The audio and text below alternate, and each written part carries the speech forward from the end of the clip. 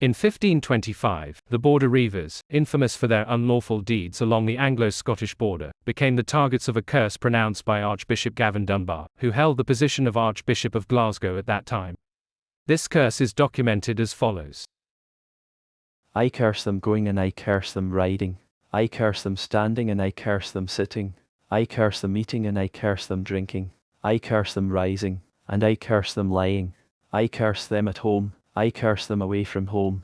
I curse them within the house, I curse them outside of the house. I curse their wives, their children, and their servants who participate in their deeds. I bring ill wishes upon their crops, their cattle, their wool, their sheep, their horses, their swine, their geese, their hens, and all their livestock. I bring ill wishes upon their halls, their chambers, their kitchens, their stanchions, their barns, their cowsheds, their barnyards, their cabbage patches, their ploughs, their harrows, and the goods and houses that are necessary for their sustenance and welfare. May all the malevolent wishes and curses ever known, since the beginning of the world, to this hour, light on them. May the malediction of God, that fell upon Lucifer and all his fellows, that cast them from the high heaven to the deep hell, light upon them. May the fire and the sword that stopped Adam from the gates of paradise, stop them from the glory of heaven, until they forbear, and make amends. May the evil that fell upon cursed Cain, when he slew his brother Abel, needlessly, fall on them for the needless slaughter that they commit daily. May the malediction that fell upon all the world, man and beast, and all that ever took life, when all were drowned by the flood of Noah, except Noah and his ark, fall upon them and drown them, man and beast, and make this realm free of them, for their wicked sins. May the thunder and lightning, which rained down upon Sodom and Gomorrah and all the lands surrounding them, and burned them for their vile sins, rain down upon them and burn them for their open sins. May the evil and confusion that fell on the Gigantes for their oppression and pride, in building the Tower of Babylon, confound them in all their works, for their open callous disregard and oppression. May all the plagues that fell upon Pharaoh and his people of Egypt, their lands, crops and cattle, fall upon them, their equipment, their places, their lands, their crops and livestock. May the waters of the Tweed and other waters, which they use, drown them, as the Red Sea drowned King Pharaoh and the people of Egypt, preserving God's people of Israel. May the earth open, split and cleave, and swallow them straight to hell, as it swallowed cursed Dathan and Abiram, who disobeyed Moses and the command of God. May the wildfire that reduced Thor and his followers to 250 in number, and others from 14,000 to 7,000 Atenas, usurping against Moses and Aaron, servants of God, suddenly burn and consume them daily, for opposing the commands of God and Holy Church. May the malediction that suddenly fell upon fair Absalom, riding through the wood against his father, King David, when the branches of a tree knocked him from his horse and hanged him by the hair, fall upon these untrue Scotsmen and hang them the same way, that all the world may see.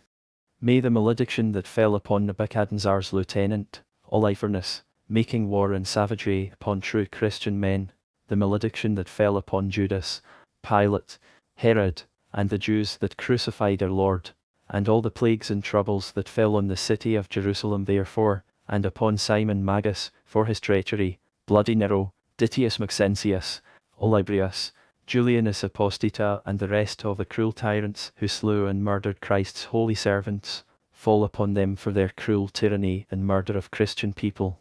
And may all the vengeance that ever was taken since the world began, for open sins, and all the plagues and pestilence that ever fell on man or beast, fall on them for their openly evil ways, senseless slaughter and shedding of innocent blood. I sever and part them from the Church of God, and deliver them immediately to the devil of hell, as the Apostle Paul delivered Corinth. I bar the entrance of all places they come to, for divine service and ministration of the sacraments of Holy Church, except the sacrament of infant baptism, only, and I forbid all churchmen to hear their confession or to absolve them of their sins, until they are first humbled/subjugated by this curse. I forbid all Christian men or women to have any company with them, eating, drinking, speaking, praying, lying, going, standing, or in any other deed doing, under the pain of deadly sin. I discharge all bonds, acts, contracts, oaths, made to them by any persons, out of loyalty, kindness, or personal duty, so long as they sustain this cursing, by which no man will be bound to them, and this will be binding on all men.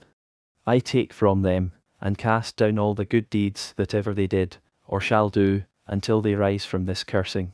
I declare them excluded from all matins, masses, evening prayers, funerals or other prayers, on book or bead, rosary, of all pilgrimages and alms deeds done, or to be done in holy church or by Christian people, while this curse is in effect. And, finally, I condemn them perpetually to the deep pit of hell, there to remain with Lucifer and all his fellows, and their bodies to the gallows of Boroughmuir, first to be hanged, then ripped and torn by dogs, swine, and other wild beasts, abominable to all the world.